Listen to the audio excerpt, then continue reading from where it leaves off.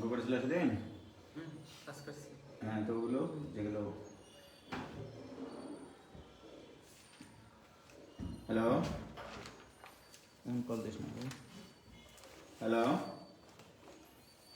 আচ্ছা, আর দেখছি, দেখে লিঙ্ক পাঠিয়ে দিচ্ছি। আমি ক্লাসে আসি, হ্যাঁ 8টার পরে আমি লিঙ্ক পাঠিয়ে দেবো আমি। আচ্ছা ঠিক আছে ভাই, ট্রানজ্যাকশন আইডিটা নিয়ে রাখিও, ট্রানজ্যাকশন আইডিটা নিয়ে রাখিও যেখান থেকে টাকা পাঠায় না।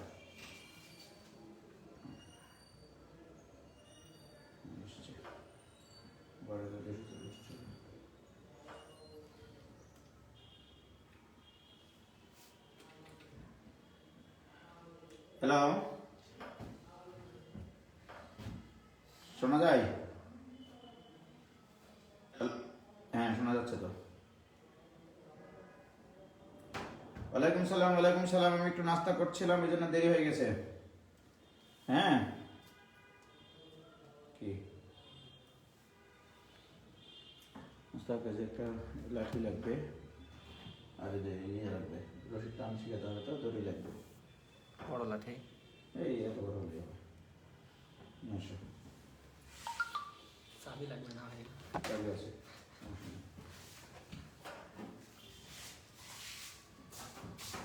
নাস্তা করছিলাম তো ওই জন্য একটু দেরি হয়ে গেল। তো আমরা গতদিন লামের উপপাদ্য শিখেছিলাম। লামের উপপাদ্য দিয়ে ওই যে কি কি শিখেছিলাম, অন্তঃকেন্দ্র থেকে শীর্ষবিন্দু বরাবর, পরিকেন্দ্র থেকে শীর্ষবিন্দু বরাবর, লম্ব কেন্দ্র থেকে কি তোমরা করেছিলে? লম্ব কেন্দ্রটা করাচ্ছি আমি, হ্যাঁ তোমাদের।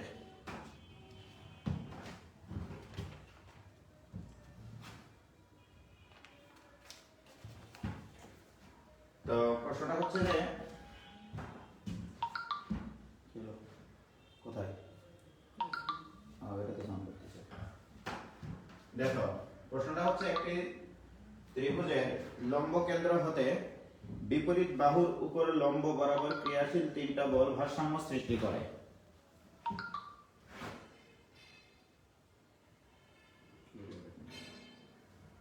ঠিক আছে?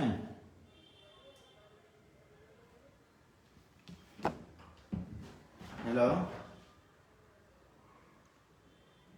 গতদিনের ক্লাসে কারো কতক্ষণ সমস্যা নাই, তাই না? দেখো অঙ্কটা এবার দেখো, একটা ত্রিভুজ, এই ত্রিভুজের লম্ব কেন্দ্র মনে করে এটা। লম্ব কেন্দ্র কাকে বলে?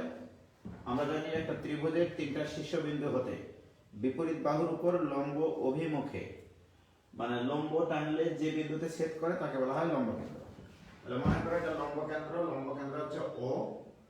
লম্ব কেন্দ্র থেকে বিপরীত বাহুর উপর লম্ব বরাবর, মনে করো এটা এ, এটা বি, এটা সি, একটা ত্রিভুজ।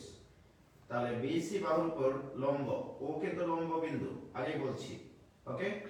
তাহলে এ বরাবর পি বল ক্রিয়াশীল, এর উপরে লম্ব বরাবর কিউ বল ক্রিয়াশীল, এবং এর উপরে লম্ব বরাবর আর বল ক্রিয়াশীল, ওকে? দেখো ওটা হচ্ছে লম্ব কেন্দ্র বা লম্ব বিন্দু। তাহলে আমরা ধরে নেব, ধরি এবিসি ত্রিভুজের লম্ব বিন্দু হচ্ছে ও।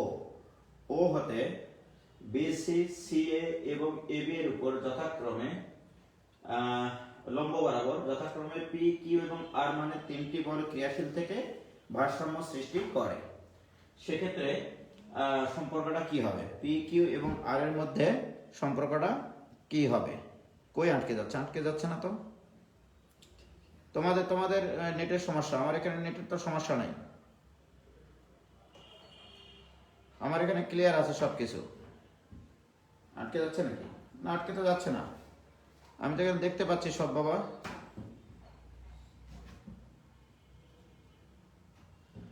তাহলে লিখো, ধরি এবিসি ত্রিভুজের লম্ব কেন্দ্র ও, ওকে? আচ্ছা,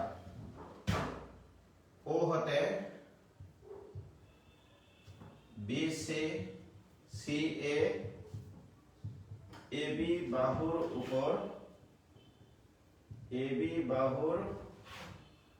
উপর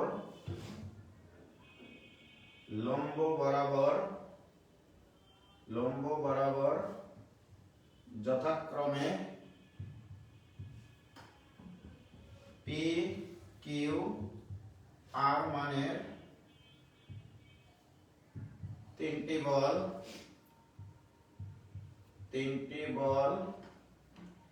ক্রিয়াশীল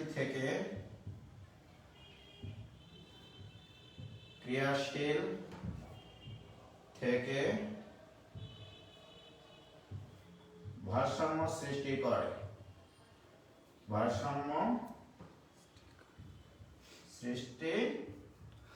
করে ওকে। দেখো তাহলে এবিসি ত্রিভুজের ভাই একটু শোনেন। ও ভাই কি আচ্ছা, এখানে তো আটকাচ্ছে না, তোমাদের আটকাচ্ছে মানে কি? আমার এখানে তো আটকাচ্ছে না।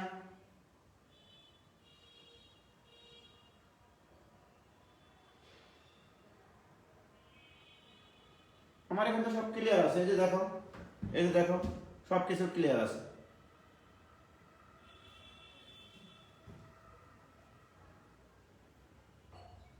কোনো আটকাটি করছে না তো। সাউন্ড কম আটকাচ্ছে ভাইয়া। এই তোমাদের নেটওয়ার্কের সমস্যা হতে পারে, কারণ বাংলাদেশে নেটওয়ার্কের একটু সমস্যা হচ্ছে। ঠিক আছে, সব ঠিক আছে। এই যে সাবরিনা সেই সন্দীপ থেকে ক্লাস করতেছে, তার তো আটকাচ্ছে না। সাউন্ড কম সেটা বলো। সাউন্ড আমি ঠিক করতেছি, সাউন্ডটা ঠিক করতেছি। দেখো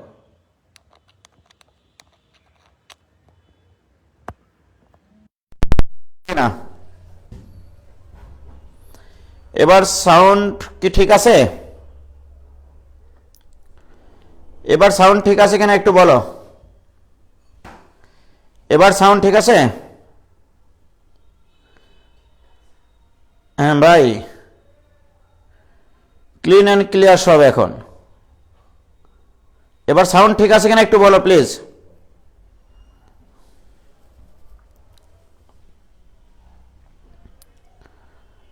শতাব্দী ব্রহ্মা সাউন্ড কম, আটকে যাচ্ছে ভাইয়া।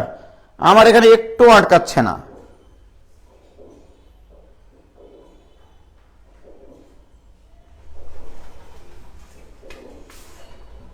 দুই মাথায় বন্ধ, হয়তো বেশি বড় হয়ে গেছে। হ্যাঁ, এর থেকে ছোট, এর অর্ধেক। হ্যাঁ, ক্লিয়ার। এবার নাও ক্লিয়ার।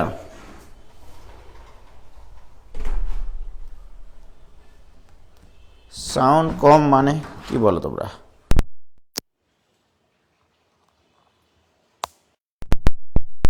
আছে কিনা? এবার সাউন্ড ঠিক আছে? ওকে, ভেরি গুড। তাহলে দেখো, হ্যাঁ, এবিসি ত্রিভুজের লম্বকেন্দ্র ও হতে বিসি সি এবং এবি বাহুর উপর লম্ব বরাবর যথাক্রমে পি কিউ আর মানে তিনটি বল ক্রিয়াশীল থেকে ভারসাম্য সৃষ্টি করে। তাহলে আমরা জানি কোন একটা স্ট্রাকচারে যদি তিনটা বল ক্রিয়াশীল হয়, একটা বিন্দুতে যদি ক্রিয়াশীল হয় এবং ভারসাম্য যদি সৃষ্টি করে, সেক্ষেত্রে আমরা সেখানে লামের উপপাদ্য প্রয়োগ করতে পারি। ঠিক আছে, তাহলে লামের উপপাদ্য প্রয়োগ করতে গেলে আমার কোনগুলো জানা দরকার। তাহলে অতএব ও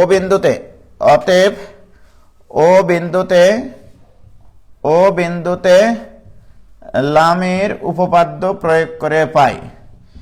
লামের উপপাদ্য প্রয়োগ করে পাই। ওকে, লামের উপপাদ্যটা কি ছিল? পি ডিভাইডেড বাই অপর দুটা বলের মধ্যবর্তী কোণের sine angle between Q and R equal to Q divided by অপর দুটা বলের মধ্যবর্তী কোণের sine angle between P and R, এটা equal to R divided by sine of angle between P and Q. Equation number দিলাম এটা 1। এখন যদি আমি শুধু অ্যাঙ্গেলটা বের করতে পারি তাহলেই কিন্তু অঙ্কটা কমপ্লিট হবে। ওকে, এখন শুধু আমরা অ্যাঙ্গেলটা বের করব। দেখো অ্যাঙ্গেলটা কিভাবে বের করা যায় সেটা একটু দেখো। আমি কিন্তু আগেই বলেছি তোমাদেরকে যে এখানে আমি আগেই বলেছি যে এইটা এর উপরে লম্ব, এটা এর উপরে লম্ব, এটা এর উপরে লম্ব। ওকে, এখন বলো তো ভাইজান, এইটা একটা চতুর্ভুজ। ওকে, তাহলে এই চতুর্ভুজের এই কোণ আর এই কোণের যোগফল তো 180, তাহলে এই দুটার যোগফল মিলে হবে 180। তাহলে এই কোণ প্লাস এই কোণ মিলে হবে 180। তাহলে এই কোণটা কত হবে? এই কোণ ইকুয়াল টু 180 মাইনাস এই কোণ। তাহলে অ্যাঙ্গেল বিটুইন, তাহলে এখানে এরপরে লিখবা এখানে angle between Q and R, angle between Q and R equal to pi minus A কোণ। দেখো বোঝা গেল কিনা? আমরা জানি চতুর্ভুজের 4 কোণের সমষ্টি হবে 2 পাই বা 360 ডিগ্রি, ঠিক কিনা? তার মধ্যে এই দুটা মিলে তো 180 চলে গেছে। তাহলে এই কোণ প্লাস এই কোণ মিলে হবে 180। তাহলে এই কোণ ইকুয়াল টু কত হবে? তাহলে এই কোণ প্লাস এ কোণ ইকুয়াল টু 180। অতএব এই কোণ ইকুয়াল টু 180 মাইনাস এ কোণ, সেটাই লিখেছি। অনুরূপভাবে এই কোণটা angle between P and R, এটা ইকুয়াল টু কত হবে? এই কোণটা কত হবে বলো? 180 মাইনাস বি কোণ, অর্থাৎ পাই মাইনাস বি কোণ। কি ক্লিয়ার? আবার দেখো angle between P and Q, তাহলে angle between P and Q এটা equal to pi minus C কোণ, পাই মাইনাস সি কোণ। কি ক্লিয়ার? কি বোঝা গেছে? কি ক্লিয়ার? এটুকু বোঝা গেছে কিনা বলো? ওকে, সবাই বুঝছে? এখন দেখো তাহলে আমরা 1 নম্বর ইকুয়েশনে মানগুলো বসাই। কোণের মানগুলো বসাবো এখন। অতএব 1 হতে পাই, অতএব 1 হতে pi P divided by sine of Q এবং আর এর মধ্যবর্তী কোণ কত? পাই মাইনাস এ কোণ। এটা equal to Q divided by sine of pi minus B কোণ। এটা equal to R divided by sine of pi minus C কোণ, রাইট? তাহলে বা P divided by sine A equal to q by sin b equal to r by sin c। এটা একটা প্রমাণ। তাহলে এদের অনুপাত কত? p is to q is to r equal to sin a is to sin b is to sin c। কি clear? তাহলে লম্ব কেন্দ্র থেকে যদি হয়, লম্ব কেন্দ্র থেকে যদি তিনটা বাহুর উপরে লম্ব বরাবর পি কিউ আর মানে তিনটা বল ক্রিয়াশীল থেকে ভারসাম্য সৃষ্টি করে, তাহলে কি হবে? P divided by sine A Q by sine B R by sine C, অর্থাৎ P is to Q is to R equal to sine A is to sine B is to sine C. কি clear ভাই? Okay, কোনো সমস্যা নাই। এখান থেকে আরেকটা কাজ করা যায়। এটা মনে করো ইকুয়েশন নম্বর 2 দিলাম, ইকুয়েশন নম্বর 2 দিলাম। আবার এটাও হয় এবিসি ত্রিভুজে, এবিসি ত্রিভুজে আমরা জানি দেখো এবিসি ত্রিভুজের একটা সাইন সূত্র আছে, তোমরা জানো। এ বি সি, এই বাহুগুলোর দৈর্ঘ্য যদি small A small B small C হয়, এটা সাইন সূত্র ছিল এ ডিভাইডেড বাই আর অপোজিট কোণের সাইন, অর্থাৎ sine A equal to B by sine B equal to C by sine C. Okay, উপরের গুলো সব স্মল লেটার, স্মল লেটার গুলো ত্রিভুজের বাহুর দৈর্ঘ্য নির্দেশ করে, আর ক্যাপিটাল লেটার গুলো ত্রিভুজের কোণ নির্দেশ করে। কি হলো? হ্যাঁ, ওকে। তাহলে অতএব এটা ইকুয়ালটা যদি একটা ধ্রুব সংখ্যা আমি কে বলি, মনে করো এগুলো তো একটা অনুপাত, এটাও সেই অনুপাত, এটাও সেই অনুপাত, এটাও সেই অনুপাত, ধরে নিলাম এটা ইকুয়ালটা একটা ধ্রুব সংখ্যা কে। তাহলে অতএব সাইন এ ইকুয়াল টু কি লেখা যাবে? Sine A equal to small A by K. Sine B equal to কি লেখা যাবে? Small B by K. Sine C equal to কি লেখা যাবে, sine C equal to C divided by K. এখন সাইনে সাইন বি আর সাইন সি এর মান যদি আমরা 2 নম্বর সমীকরণে বসাই তাহলে কি ঘটনাটা ঘটবে দেখো একটু। তাহলে 2 নম্বর সমীকরণে সাইনে সাইন বি সাইন সি এর মান বসালে P divided by small A by K equal to Q divided by small B by K equal to R divided by C divided by K equal to কিছু লেখার দরকার নেই। এটা কিনা বলো, বাহ, কে তো সকল পক্ষ থেকে কেটে যায়, তাহলে P divided by small A equal to Q by small B equal to R by small C. অতএব P is to Q is to R equal to A is to B is to C. কি clear? দেখেছ? তাহলে তোমার প্রমাণে কি কি আসতে পারে শুধু মনে রাখবে তুমি এটা, যে একটা ত্রিভুজের লম্ব কেন্দ্র হতে বাহুগুলোর উপরে লম্ব অভিমুখে যদি 3টা বল ক্রিয়াশীল থেকে ভারসাম্য সৃষ্টি করতে পারে তাহলে P is to Q is to R equal to হবে sine A is to sine B is to sine C. অথবা এই প্রমাণটাও আসতে পারে P is to Q is to R equal to A is to B is to C আসতে পারে, right? এখন এখান থেকে একটা এমসিকিউ হয়। মনে করো এরকম ভাবে বলবে যে কোন একটা ত্রিভুজের অভ্যন্তরে কোনো বিন্দু হতে পি কিউ আর মানে 3টি বল ক্রিয়াশীল, ওকে, এবং ভারসাম্য সৃষ্টি করে। P is to Q is to R equal to A is to B is to C হলে বল 3টির ক্রিয়া বিন্দু কোথায়? বল 3টির ক্রিয়া বিন্দু কোথায়? অ্যান্সার করতে হবে লম্ব কেন্দ্র। লম্ব কেন্দ্র থেকে ত্রিভুজের বাহুগুলোর উপর লম্ব অভিমুখে 3টা বল ক্রিয়াশীল থেকে যদি ভারসাম্য সৃষ্টি করে তাহলে বল তিনটার অনুপাত হবে ওই আনুষঙ্গিক বাহুগুলোর সমানুপাতিক। আনুষঙ্গিক বাহুগুলোর সমানুপাতিক। আনুষঙ্গিক মানে কি? আনুষঙ্গিক বলতে বুঝাইছি পি বলটা কোন বাহুর উপরে লম্ব, সেই বাহুর। পি বলটা বি সি বাহুর উপরে লম্ব, তাহলে বি সি এর দৈর্ঘ্য কিন্তু স্মল এ, তাহলে P by small A equal to Q divided by কোন বাহুর উপরে লম্ব, এসি এর উপরে লম্ব। এসি মানে স্মল বি। কিউ বলটা আর বলটা কোন বাহুর উপরে লম্ব, এ বি এর উপর, তাহলে এ বি এর দৈর্ঘ্য কত, স্মল সি। অর্থাৎ P by small A equal to Q by small B. অর্থাৎ আমি বলতে চাচ্ছি যেটা এ কোণের বিপরীত বাহুর দৈর্ঘ্য তো স্মল এ, বি কোণের বিপরীত বাহুর দৈর্ঘ্য স্মল বি, সি কোণের বিপরীত বাহু স্মল সি। তাহলে ঘটনাটা কি ঘটেছে? লম্ব কেন্দ্র থেকে ত্রিভুজের বাহুগুলোর উপরে লম্ব অভিমুখে 3টা বল ক্রিয়াশীল থেকে যদি ভারসাম্য সৃষ্টি করে তাহলে ওই বলগুলো যে বাহুর উপরে লম্বটা নেছ সেই বাহুগুলোর দৈর্ঘ্যের সমানুপাতিক হবে। কি ক্লিয়ার হয়েছে?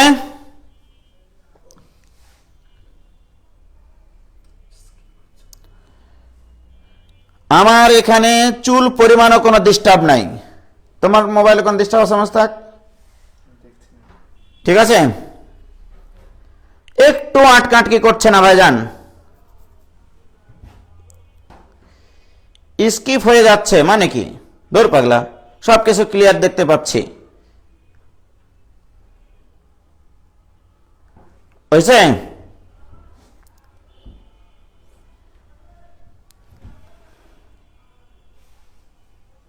দেখো আমি নড়াচড়া করতেছি, কোনো ডিস্টার্ব নাই, কোনো আটকাটকি নাই, কিছু নাই। সবারই নেট সমস্যা, আসলে গোটা বাংলাদেশে নেট সমস্যা। আমার এখানে কোনো সমস্যাই করতেছে না। হয়েছে?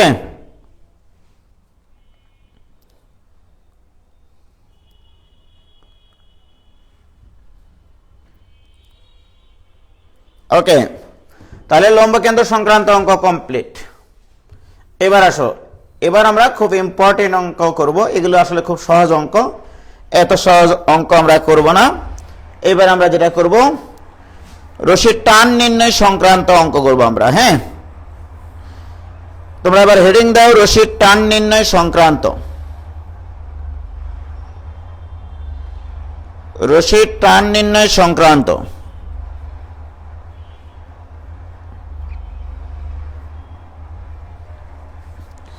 যদি বা এই রশিটাতে গিট আছে, আমি তো গিট আলা রশি চাইনি মোস্তাক, গিট ছাড়া রশি লাগবে যে। হ্যাঁ, গিট ছাড়া রশি নাই।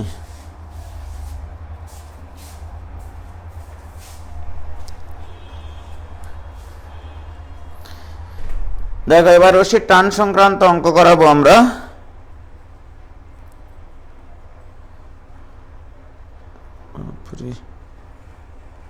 কাটবো কি করে, একটু দাঁড়াও কাটেনি।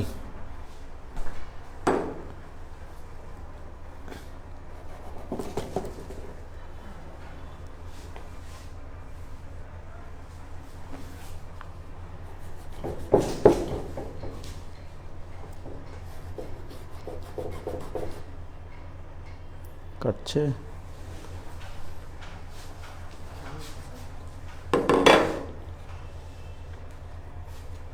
কিভাবে কাটবো,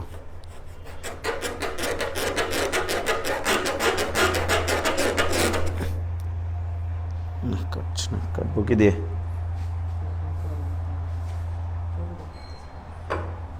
ধরো তো এটা,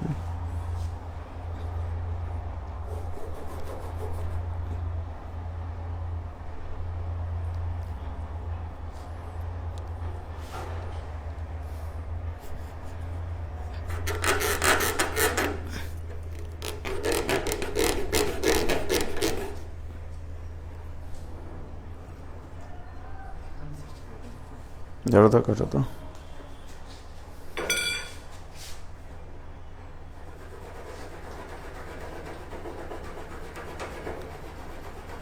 একটু ওয়েট করো।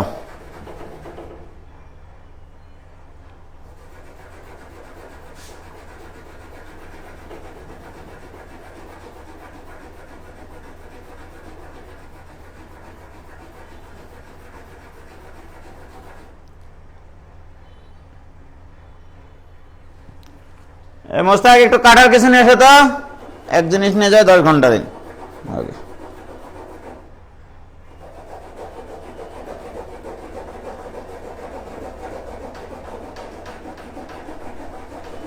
পয়সা হ্যাঁ দাও দাও দাও দাও, লাগবে না, দাও। দেখো হাত কাটে না, হবে।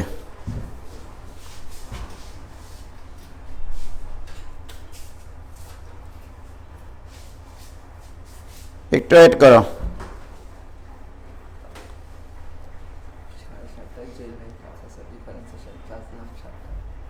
হ্যাঁ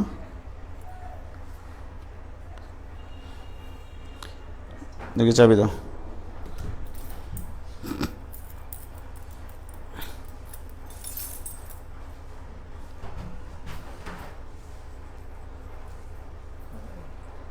ছোট হয়ে গেল নাকি?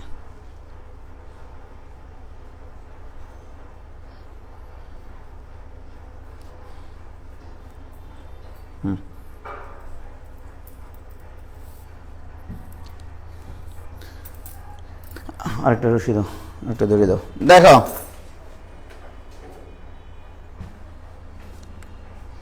শোনো, এই মনে করো রশি, এই রশিতে কোনো প্রকার গিট নাই, এটা একটা মসৃণ রশি, যদিও বা এটা দেখতে অমসৃণ। প্রশ্ন হচ্ছে যে এই রশির টান বলতে কি বোঝায়। ওকে, তো মনে করো ওখানে আসো, এখানে সমস্ত একটু দেখো রশির টান বলতে কি বোঝায়। শোনো, এই যে দেখো আমি আর মোস্তাক দুইজনে টানাটানি করতেছি। ওকে, রশিটা স্থির আছে। এই রশিটা কি মনে করতেছে, এর প্রত্যেকটা অণু পরমাণু কিন্তু মনে করতেছে আমাকে কে যেন টানতেছে, রাইট? মনে করো মোস্তাক টানতেছে 10 নিউটন বলে, আমিও টানতেছি 10 নিউটন বলে, তাহলে 10 নিউটন বল পরস্পরকে নিষ্ক্রিয় করে দেয়, রাইট? আর এই রশির প্রত্যেকটা পয়েন্ট কিন্তু এই 10 নিউটন বল ফিল করতেছে। ওকে, অর্থাৎ এই রশির দুই প্রান্তে দুটা বল যদি ক্রিয়াশীল হয়, যে দুটা বল পরস্পরকে নিষ্ক্রিয় করে দেয়, সেই বলটাকে বলা হয় টান বল। মনে করো এখানে ওই মোস্তাকও টানতেছে, আমি টানতেছি এভাবে, ঠিক আছে? আমি মনে করো একটু বেশি বলে টানতেছি, তাহলে আমার দিকে বলটা আসতেছে। ও মনে করো টানতেছে 10 নিউটন বলে, আমি টানতেছি 16 নিউটন বলে, তাহলে লব্ধি বল হচ্ছে 6 নিউটন, রাইট? কিন্তু এই রশির টান কত? মোস্তাক টানতেছিল 10 নিউটন বলে, আর আমি টানতেছিলাম 16 নিউটন বলে, তাহলে 16 নিউটন বল মানে 6 নিউটন বলে এই বস্তুটা গতিশীল হয়, অর্থাৎ এই বস্তুটাতে একটা ত্বরণ সৃষ্টি হয়। তবে ত্বরণ সৃষ্টির জন্য দায়ী বল হচ্ছে 6 নিউটন। কিন্তু এই রশিটার টান কত? আমি টানেছিলাম 16 নিউটন বল, ও টানেছিল 10 নিউটন বল। তাহলে ও 10 নিউটন বল এই রশিটার ভিতরে কিন্তু যাতায়াত করতেছে এবং ফিল করতেছে, 10 নিউটন বল পরস্পরকে নিষ্ক্রিয় করে দেয়। আর 6 নিউটন বলটা কিন্তু এটাকে লব্ধি বল অর্থাৎ ত্বরণ সৃষ্টির জন্য দায়ী বল। তাহলে কোন একটা রশির দুই প্রান্তে যদি দুইটা অসমান বল ক্রিয়া করে, যে পরিমাণ বল পরস্পরকে নিষ্ক্রিয় করে দেয়, যে পরিমাণ বল পরস্পরকে নিষ্ক্রিয় করে, সেটা হচ্ছে সেই রশির টান নির্দেশ করে। কি ক্লিয়ার? আমি কি বুঝাতে পারলাম ব্যাপারটা? মনে করো এখানে একটা রশি আছে, এই রশিতে মোস্তাক এখানে 10 নিউটন বলে টানতেছিল, আমি টানতেছিলাম 16 নিউটন বলে, রাইট? এখন এই দুটা বলের লব্ধি বল, এই দুটা বলের লব্ধি বল হবে এইদিকে ক্রিয়াশীল হবে এবং সেটা 6 নিউটন। এটা হচ্ছে লব্ধি বল, এটা কিন্তু টান বল না। এই লব্ধি বলটা এই রশিটাকে এইদিকে গতিশীল করে, মনে করো এইদিকে একটা নির্দিষ্ট ত্বরণ সৃষ্টি করে। তার মানে এই রশিটাকে এই ত্বরণ সৃষ্টির জন্য দায়ী বল হচ্ছে 6 নিউটন। অর্থাৎ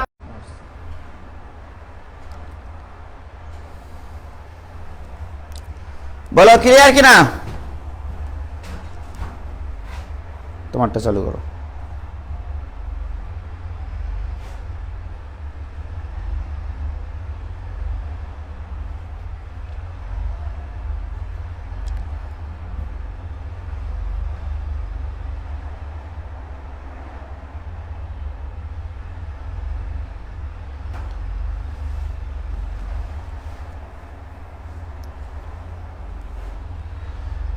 ভাইজান কি ক্লিয়ার?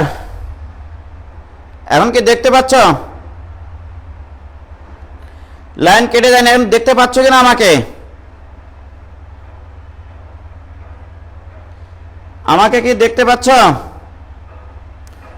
আবার রিপিট করেন ভাইয়া, বলছি রিপিট করতেছি।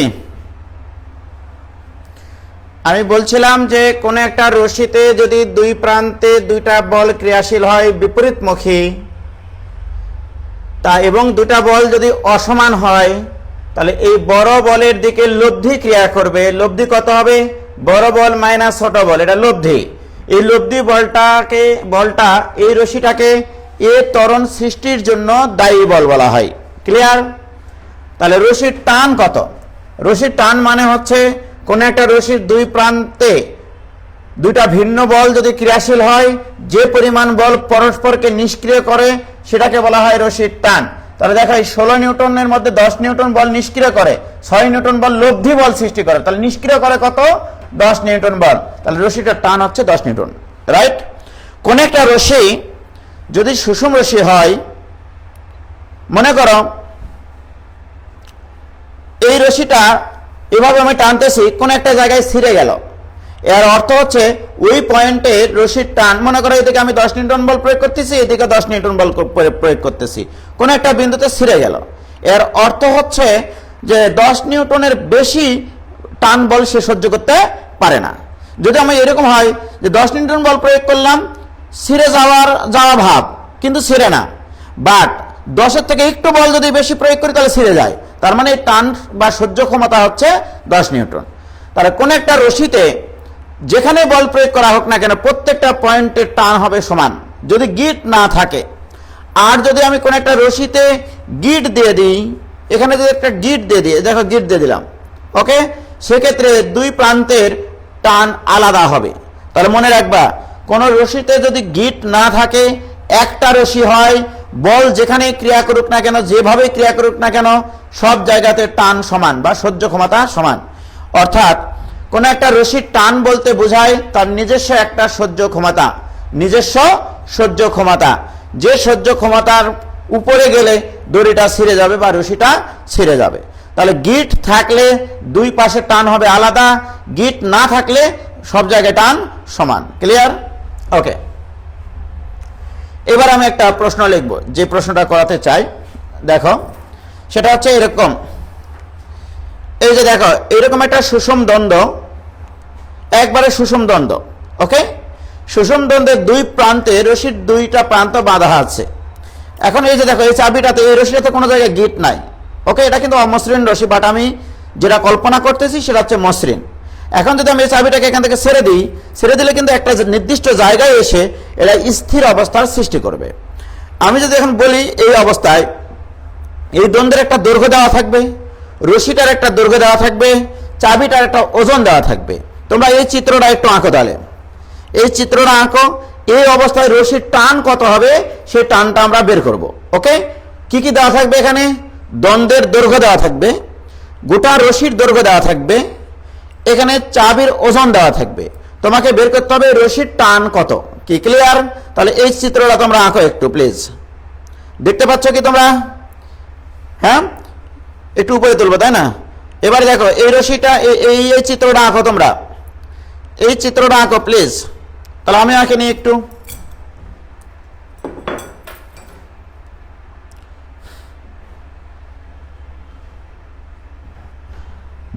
এবার আঁকতেছি, দেখো এই হচ্ছে নির্দিষ্ট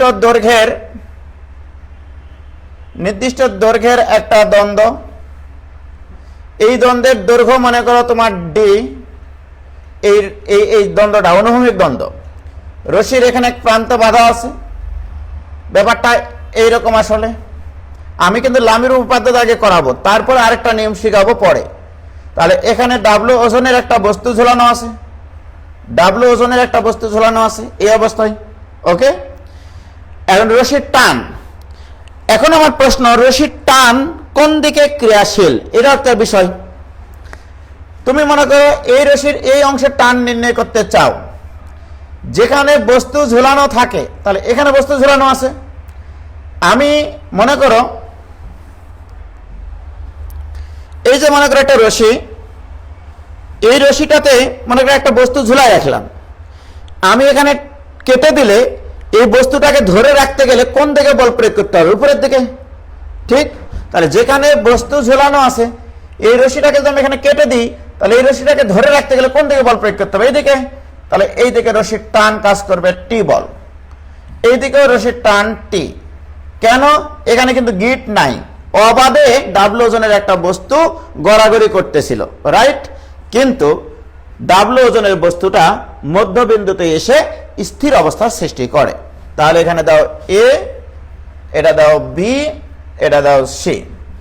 ওকে, রশির দৈর্ঘ্য পুরাটা হচ্ছে এল, তাহলে এইটুকু এল বাই টু, এইটুকু এল বাই টু, গোটা রশির দৈর্ঘ্য এল, তাহলে এল বাই টু হবে।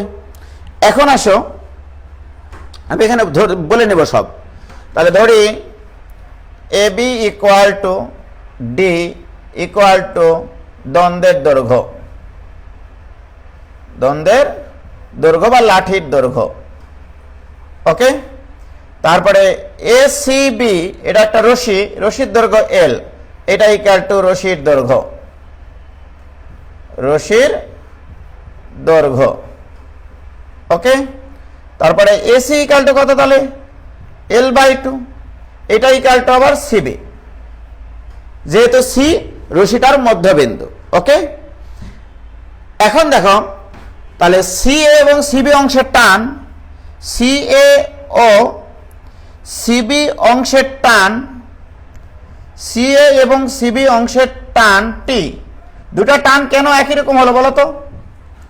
রশি একটা, কোনো প্রকার গিট নাই, সব জায়গাতে তার সহ্য ক্ষমতা সেম। যদি সহ্য ক্ষমতা সেম না হতো তাহলে কিন্তু রশিটা ছিঁড়ে যেত, কি ঠিক? যেহেতু ছিঁড়ে নাই, স্থির অবস্থা সৃষ্টি করে, প্রত্যেকটা অংশে তার সহ্য ক্ষমতা অভিন্ন, অর্থাৎ টি এর মানের সমান। তাহলে বলতো এই স্ট্রাকচারে তোমরা টোটাল কয়টা ফোর্স দেখতে পাচ্ছ? ডাব্লিউ একটা বল, এখানে একটা টি বল, এখানে একটা টি বল, তিনটা বল আছে কিনা? আমার কথা ছিল কোন একটা স্ট্রাকচারে তিনটা বল থাকতে হবে, একটা বিন্দুতে ক্রিয়াশীল হতে হবে, ভিন্ন ভিন্ন ক্রিয়ারেখা বরাবর ক্রিয়াশীল হবে। সেক্ষেত্রে লামির উপপাদ্য প্রয়োগ করা যায় কিনা, রাইট? লামির উপপাদ্য প্রয়োগ করতে গেলে এই বলগুলোর মধ্যবর্তী কোণ তোমার জানা দরকার। ওকে, তাহলে এই কোণটা জানা দরকার, কারণ ডাব্লিউ বলের অপোজিট কোণ এইটা, এই টি বলের অপোজিট কোণ এইটা, এই টি বলের অপোজিট কোণ এইটা। এখন এই কোণগুলোর মান তোমাকে বের করতে হবে। এই কোণটা তো সি কোণ বোঝাই যাচ্ছে, তাহলে এই কোণটা কত? এই কোণটা বের করার জন্য সহজে এখানে একটা কাল্পনিক সরল রেখা টানো AB এর সমান্তরাল। কি AB এর সমান্তরাল একটা সরল রেখা টানলাম আমি। টানার পরে লক্ষ্য করো এই কোণ আর এই কোণটা একান্তর কোণ কিনা বলো? তাহলে এটা বি কোণ, তাহলে এটাও বি কোণ, আর এটুকু 90 ডিগ্রি, তাহলে পুরা কোণটা হবে 90 ডিগ্রি প্লাস বি কোণ, আর এই কোণটা হবে 90 ডিগ্রি প্লাস এ কোণ, অর্থাৎ এই পুরাটুকু 90 ডিগ্রি প্লাস এ কোণ। তোমরা চিত্রে এভাবে দেখিয়ে দিবা কোণগুলোকে, রাইট? তাহলে আমাদের একটা নির্দিষ্ট বিন্দুতে তিনটা বল ক্রিয়াশীল, ভারসাম্য সৃষ্টি করে। কি ক্লিয়ার? ভারসাম্য সৃষ্টি করে এবং তিনটা কোণ জানা দরকার ছিল, সেই কোণগুলো আমি জেনে গেছি। হয়েছে?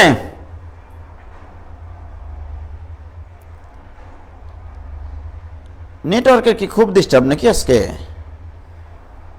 আমি তো ব্যাপক হতাশ। তাহলে আমরা সি বিন্দুতে, আমরা আগে ধরে নিই, রশিদ টানতে ধরে নিয়েছি, তাহলে সি বিন্দুতে লামির উপপাদ্য প্রয়োগ করে পাই, সি বিন্দুতে লামির উপপাদ্য প্রয়োগ করে পাই, প্রয়োগ করে পাই। তাহলে বলো, তাহলে একটা টি নিলেই হবে, T divided by R W divided by, এটা করলেই হবে। ওকে, তাহলে আমি যদি এই টি বিবেচনা করি, এই টি এর অপোজিট কোণ হচ্ছে 90 ডিগ্রি প্লাস এ, তাহলে আমরা জানি T divided by sine opposite কোণের সাইন, তাহলে 90 ডিগ্রি প্লাস এ, এটা equal to W divided by ডাব্লিউর অপোজিট কোণ, অপোজিট কোণ কি? সি কোণ, তাহলে এটা ইকুয়াল টু হবে সাইন সি কোণ। তাহলে বাহ, টি ডিভাইডেড বাই এখানে হবে কজ এ, এটা equal to W divided by sine C কোণ। কি ক্লিয়ার? এখন এখানে তোমাকে টি বলের মান বের করতে হবে, অর্থাৎ রশির টান বের করতে হবে। যে যেভাবে পারে এই কজ এ এবং কজ সি এর মান আমাকে বের করতে হবে। আমি একটু ত্রিভুজটাকে এখানে নিয়ে চলে আসলাম, এটা ছিল এ, এটা ছিল বি, এটা ছিল তোমাদের সি, এটা ছিল L/2, এটাও L/2, আর এটা ছিল ডি। আমি তোমাদেরকে অনেক আগে শিখিয়েছিলাম এরকম একটা ত্রিভুজের ক্ষেত্রে, এটা এ বি সি ত্রিভুজ হলে এই বাহুগুলোর দৈর্ঘ্য যদি এ বি সি হয়, এ কোণের বিপরীত বাহুর দৈর্ঘ্য স্মল এ, বি কোণের বিপরীত বাহুর দৈর্ঘ্য স্মল বি, সি কোণের বিপরীত বাহু স্মল সি। আমি তোমাকে যখন কজ এ সূত্র ফেলতে বলতাম, কজ এ ইকুয়াল টু এ কোণের সাথে যে দুটা বাহু লেগে থাকে তাদের বর্গের যোগফল, B square plus C square minus opposite বাহুর উপর square divided by twice B C. এটা আমি কোনো না কোনো একদিন তোমাদেরকে প্রমাণ করিয়েছি, এটা তোমাদেরকে মনে পড়ে? কজ এ সূত্র এটা। আমি যদি বলি কজ বি এর সূত্র লিখতে হবে, যখন আমি কজ বি এর সূত্র লিখব তখন কজ বি এর সূত্র হবে এই বি কোণের সাথে যে দুটো বাহু লেগে আছে তাদের বর্গের যোগফল, অর্থাৎ C square plus A square minus B square divide by 2ca। Cos C এর সূত্র যদি অ্যাপ্লাই করি, কজ সি ইকুয়াল টু হবে এ স্কোয়ার প্লাস বি স্কোয়ার, অর্থাৎ সি কোণের সাথে যে দুটা বাহু লেগে থাকে তাদের বর্গের যোগফল মাইনাস তার অপোজিট বাহুর বর্গ ডিভাইডেড বাই 2 ইন্টু এই দুটার গুণফল। এটা আমাদের কিন্তু শেখানো আছে। এখন দেখো এখানে তোমার কজ এ প্রয়োজন, তাহলে T equal to W into cos A divided by sine C. এই জিনিসটার মান আমাকে বের করতে হবে, এটা দাও ইকুয়েশন নম্বর 1। থাক এখানে কজ এর মান বের করব, সাইন সি এর মান বের করব, তারপর এখানে বসিয়ে দেব, রাইট? বিভিন্ন ভাবে বের করা যায় এই জিনিসটা। দেখো আমি যদি এখন কজ এর মান চাই, তাহলে এখানে কজ এ বলো তো, আমার কিন্তু ত্রিভুজটা এটা তো আমি পরে নিয়েছি, এটা তো আমি শিখাইছিলাম তোমাদেরকে, রাইট? কজ এ মানে এই এ কোণের সাইন, সরি এ কোণের কোসাইন। তাহলে এ কোণের কোসাইন নিতে গেলে এই কোণের সাথে কোন দুটো বাহু লেগে আছে, এই বাহু আর এই বাহু, এদের বর্গের যোগফল, তার মানে D square plus L square by 4। তাহলে এটা স্কোয়ার প্লাস এটা স্কোয়ার মাইনাস অপোজিট বাহুর উপর square L square by 4 divided by 2 into এই দুটা বাহুর গুণফল ডি ইন্টু এল বাই 2। কি ক্লিয়ার? এখন বলো এইটা আর এটা কাটি যায়, তাহলে দিস ইকুয়াল টু থাকে ডি স্কোয়ার ডিভাইডেড বাই 2 আর 2 কাটবে, থাকবে ডি এল। ডি ডি কাটে, তাহলে থাকবে ডি বাই এল। তাহলে অতএব cos a ইকুয়াল টু পাইলা তুমি ডি বাই এল। ওকে, থাক এটা cos এর মানটা তোমার রিজার্ভ থাকলো। ওকে, এখন কার মান লাগবে? Sign C. সাইন সি এর মান তুমি দুই ভাবে প্রকাশ করতে পারো। দেখো কিভাবে? সাইন সি এর মান তুমি ক্ষেত্রফল দিয়ে প্রকাশ করতে পারো, আবার বাহুর দৈর্ঘ্যের সাথে সম্পর্ক করতে পারো।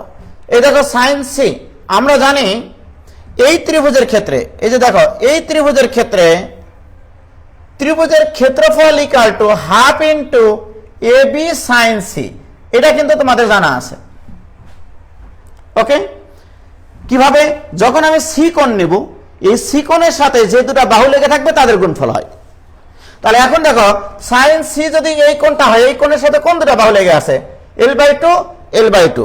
তাহলে এখানে যদি আমি লিখি যে ত্রিভুজের ক্ষেত্রফল equal to half into sine C লিখবো। এখানে সাইন সি লিখলে সাইন সি এর সাথে কোন দুটো বাহু লেগে আছে?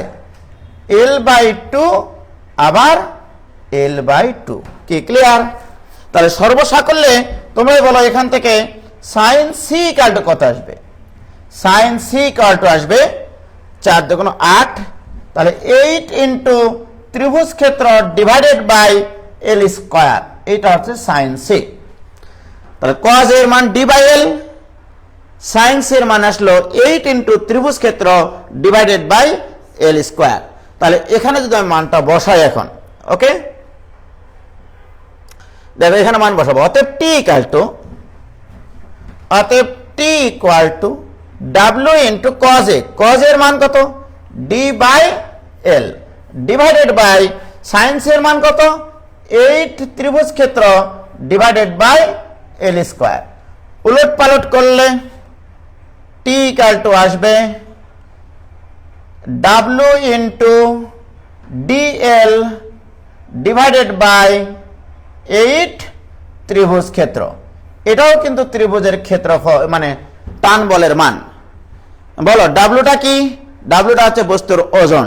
ডিটা কি? ডিটা হচ্ছে দন্ডের দৈর্ঘ্য। এলটা কি? রশির দৈর্ঘ্য। আবার এই ডেলটা কি? ডেল হচ্ছে ত্রিভুজের ক্ষেত্রফল। ক্ষেত্রফলের মাধ্যমে প্রকাশ করলে এটা হবে। বাট যদি ক্ষেত্রফলের দিয়ে না প্রকাশ করি সেক্ষেত্রে আরেকটা প্রমাণ আসতে পারে, সেটা আমি তোমাদেরকে বলে দিচ্ছি। দেখো কি অবস্থা, খুব খারাপ অবস্থা, তাই না? ছি ছি ছি ছি, আমার মাথা ব্যথা করছে এখন বোর্ডের দিকে তাকিয়ে। টাটা বাই বাই, ব্লার হয়ে আছে।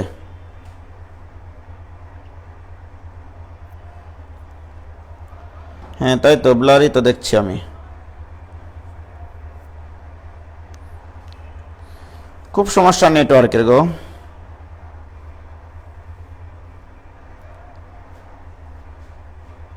কিচ্ছু বোঝা যায় না, আমি খুবই আন্তরিকভাবে দুঃখিত।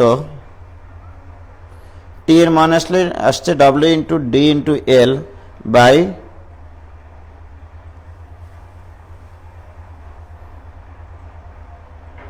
এখন দেখা যাচ্ছে। দেখো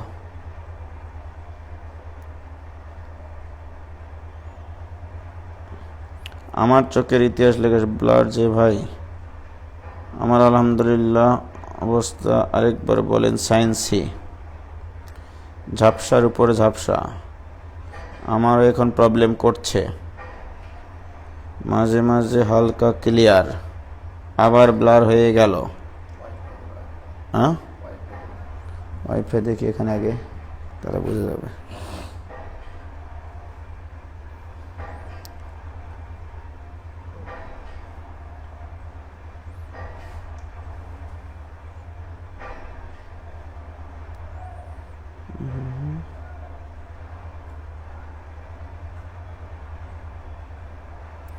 মাস্টাদ, হ্যাঁ আসো আসো, হ্যাঁ আসো।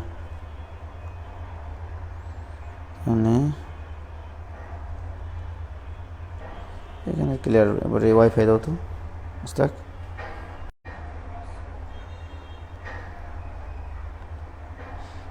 এখন ঠিক আছে ভাইয়া, দেখো তো এখন ঠিক আছে কিনা। এখন ঠিক আছে কিনা?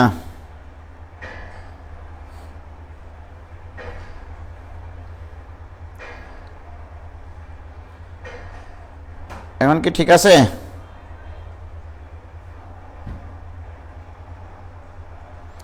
আপনি ফোন হাতে নিলেন আর ক্লিয়ার হলো। এই যে এবার তো ক্লিয়ার দেখা যায়।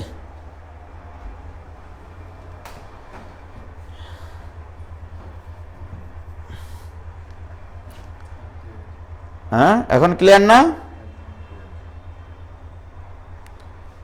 এবার একদম ক্লিয়ার কিনা? আমি তো এখন একদম ক্লিয়ার দেখতে পাচ্ছি।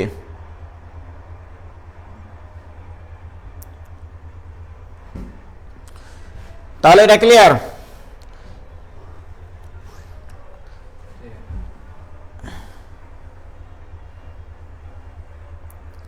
ওকে,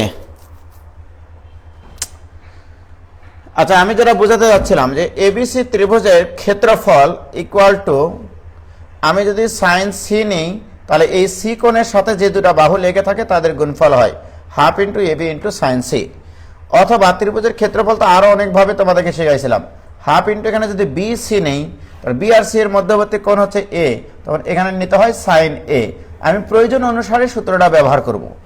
আমার দরকার সাইন সি, এই জন্য আমি কিন্তু সাইন সি নিয়েছি এটা বোঝানোর জন্য। বাট তোমার চিত্র কিন্তু এইটা, তোমার চিত্র কিন্তু এইটা। তাহলে আমি যদি এই গোটা ত্রিভুজের ক্ষেত্রফল লিখতে চাই, তাহলে আমি যদি গোটা ত্রিভুজের ক্ষেত্রফল ইকুয়াল টু হাফ ইন্টু আমি সাইন সি লিখব, রাইট? এই সি কোণের সাথে সাইন সি যদি লিখি, এই সি কোণের সাথে যে দুটা বাহু লেগে থাকে তাদের গুণফল লিখতে হয়, অর্থাৎ L by two into L by two. এই কাজ করেছি আমি এটার সাথে মিল করিয়ে। কি ক্লিয়ার? এবার ক্লিয়ার কিনা বলো? হয়েছে?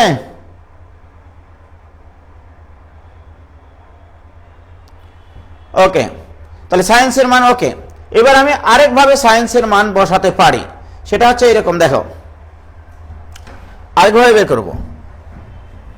এটা হচ্ছে এই পাঁচটা বোঝানোর জন্য, এই পাঁচটা বোঝানোর জন্য এ বি সি একটা ত্রিভুজ, এটা এ কোণ, এটা বি কোণ, এটা সি কোণ, সরি বাহুর দৈর্ঘ্য এগুলো। সি কোণের বিপরীত বাহু স্মল সি, এ কোণের বিপরীত বাহুর দৈর্ঘ্য স্মল এ, বি কোণের বিপরীত বাহুর দৈর্ঘ্য স্মল বি।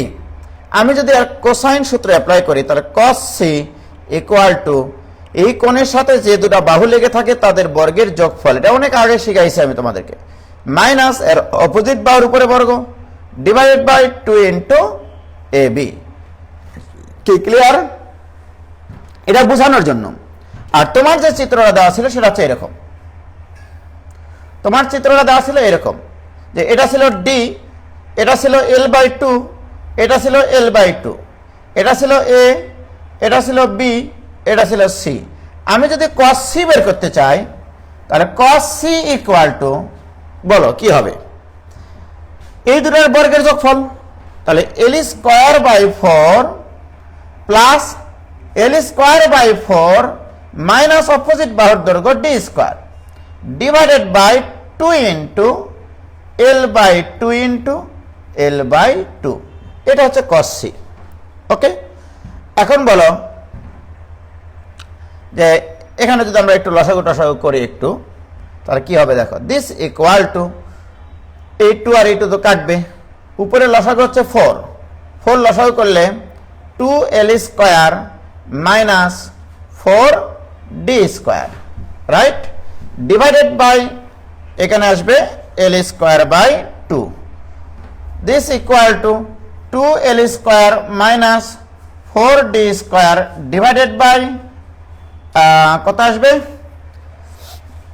2 2 কাটবে, তাহলে 2 L square. So this equal to এটার নিচে এটা লিখলে 1 minus 2d square divided by L square. দেখো এই 4i2 কাটা গিয়ে 2 হবে, 2টা এর সাথে গুণ হয়ে যাবে 2l স্কয়ার, 2l স্কয়ারের নিচে 2l স্কয়ার লিখেছি, আবার 4d স্কয়ারের নিচে 2l স্কয়ার লিখেছি। তাহলে cos c ইকুয়াল টু এটা, আমার লাগবে কিন্তু sin c, তাহলে sin c equal to √1 minus cos square c। এখান থেকে sin c এর মানটা তোমরা বের করবা, কিছু আসবে। এই sin c এর মান যদি বসিয়ে দাও তাহলে আরেকটা প্রমাণ হয়ে যাবে। কি ক্লিয়ার? তো তার আমরা একটা ক্ষেত্রে রশির টান বের করা শিখলাম আজকে আমাদের। তো আজকে আমি এখানে শেষ করছি, কারণ তোমাদের আজকে নেট হেভি জ্বালালো। আবার এই জিনিসটা নাহলে রিপিট করবো না। হ্যাঁ, মাসনাদ এসছে, তোমাদের সেই প্রিয় মাসনাদ ভাই যে তোমাদের ফিজিক্স পড়াইতো। হ্যাঁ, ও সুদূর কানাডা থেকে বেড়াতে এসছে বাংলাদেশে, ও এখন কানাডাবাসী হয়ে গেছে। তো এখন ওর সাথে একটু কথা বলি। এবং এরপরে যে 7টার দিকে ব্যাস আছে জুয়েল ভাইয়ের 7:30টায়, জুয়েল ভাইয়ের নাকি 7:30টায় ব্যাস আছে। তাহলে আজকে এই ব্যাসটা অফ থাকুক, কালকে ক্লাস করে দিব না একটা দিনের সময়, দিনের বেলায় ক্লাস করে দেব না এটা, কালকেও ডিফারেন্সিয়েশনে ক্লাস নিয়ে দেব না। ওকে, তাহলে ভালো থাকো তোমরা, খোদা হাফেজ, আসসালামু আলাইকুম।